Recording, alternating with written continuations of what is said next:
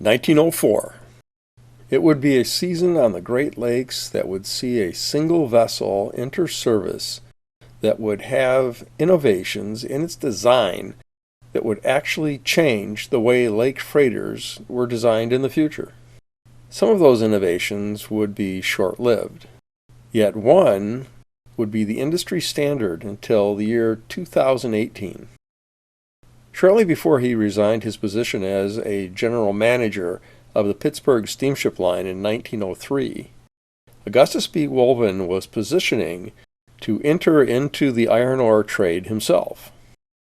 Although Wolvin already had a fleet of canal-sized boats working for him. By the way, you can find the complete story of those vessels by watching my video about them.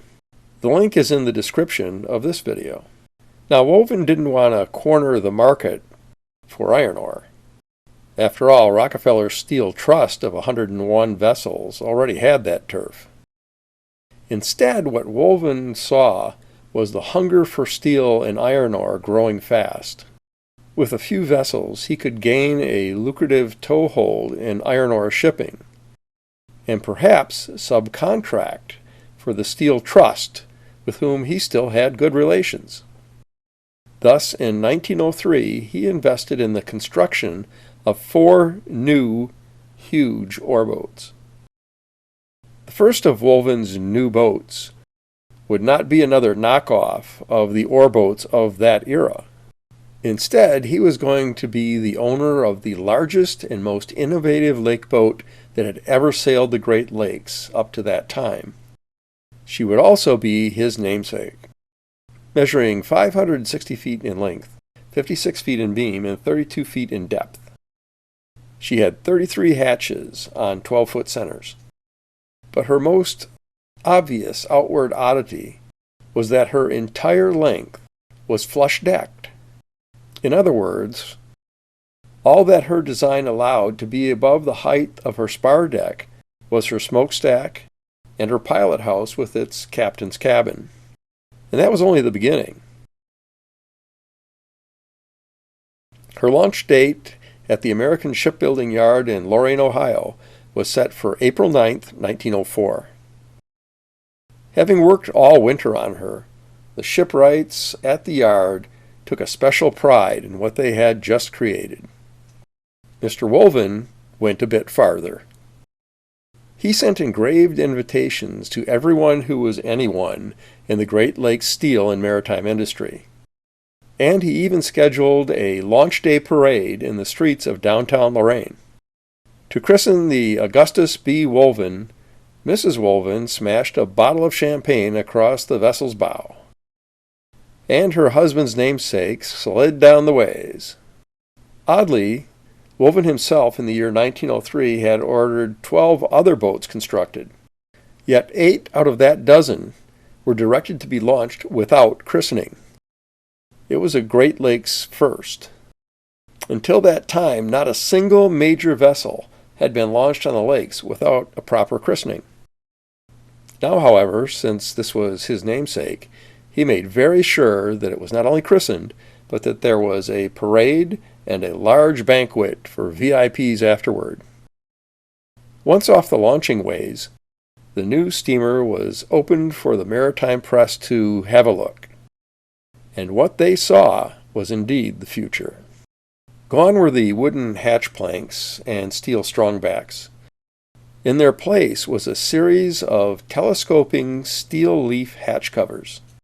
Known as the Brousseau device, these were opened and closed by way of cables that were threaded through articulated pulleys and wound by steam winches. Such hatch covers immediately became the standard and served that way until the introduction of the single-piece steel hatch covers in 1925.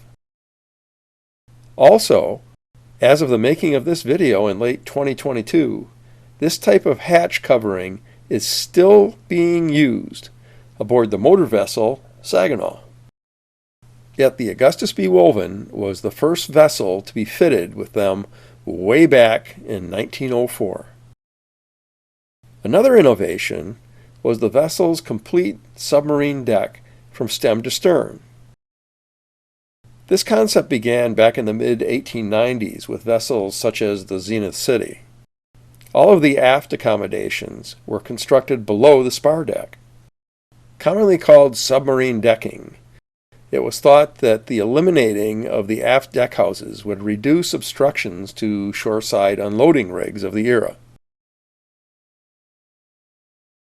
Although this fad was fairly short-lived, Mr. Wolvin applied it to all of his vessels that had been constructed between 1903 and 1905. With his namesake boat, he went all out and had her submarine decked, both forward and aft. He repeated the fashion on his next boat, the James C. Wallace, in 1905. She was a near duplicate to the Augustus B. Wolvin, but was 8 feet shorter. The submarine deck fad rapidly faded, however, as union demands and maritime safety regulations required larger crews. The deck houses would return to new vessels and be added on to older boats. Additionally, the shoreside unloading equipment was modernized, and there was no longer any interference from deck houses. What would become the greatest innovation of the Big Wolvin was down in her cargo hold. Prior to her construction, all steel freighters had their holds built with straight sides and ceilings supported by stanchions and knees, which were patterned after wooden vessels. The Wolvin had no stanchions or knees, as her deck was supported by steel arches. Additionally, her cargo hold walls were fashioned in a hopper shape. This made it possible for the unloading hullets to actually get every last bit of ore out of the hold. Prior to the invention of the hopper-style hold, it was thought that as much as 8% of each ore cargo was left in the hold. Additionally, this eliminated having men in the hold to hand shovel the ore. Gravity did that task.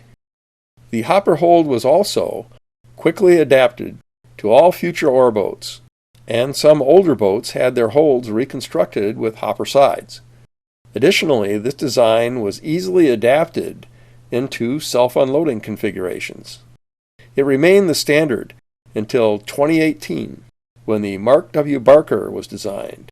She had flat sides in her hold, but carried her own front-end loaders aboard to shove the cargo into her conveyors. Aft and comfortably nested in the Wolvin submarine stern was her huge quadruple expansion steam engine. This heart of the beast could produce 2,000 horsepower. It was one of the best power plants available in the Wolvin's era. Above all else, however, the most attention was directed toward her overall length of 560 feet. In 1903, the boat's plans were made public, and her length sent a shockwave through the Great Lakes maritime community. This was because there was no dry dock on the lakes that could accommodate her size. Thus, in September of 1903, the American Shipbuilding Company at Lorraine, who were then building the Wolvin, canceled all of their future repair business at their yard that involved the need of their dry dock. On the 28th of that same month, they began the process of lengthening the dry dock to 620 feet. That process would involve moving several buildings in the shipyard. Of course, when it was finished, they then had the largest dry dock on the Great Lakes, and they could accommodate the Wolvin. Perhaps just to make sure that his Queen of the Lakes stood out, Augustus Wolvin had her painted a brilliant yellow. The best description of this color that I've read stated that it was about the same as a modern-day school bus. Wolvin himself is said to have given her the nickname the Yellow Kid, which is derived from a cartoon character that was a little boy who wore an oversized yellow jacket and was very popular during this era. Some of the newspapers, however, tried to apply a more disparaging moniker. One Buffalo newspaper's maritime reporter repeatedly called the new oreboat the Yellow Monster. Thankfully, that nickname never stuck. As soon as Captain Alex Begg took the Wolvin into service, she began setting cargo records. Yet one ugly rumor about her had been strewn around the port cities. The scuttlebutt was that the Wolvin was so huge she could not fit into any of the unloading docks on Lake Erie. Her owners, the Acme Steamship Company, quickly muted that rumor. In fact, there was just one Lake Erie port city whose iron ore docks could not fit the huge ship. That was Cleveland, whose ore docks in 1904 were all up the winding Cuyahoga River. This fact led to an outcry for Cleveland to establish a lakefront ore dock. Those exist today. In 1916, the Wolvin was purchased by the Interlake Steamship Company.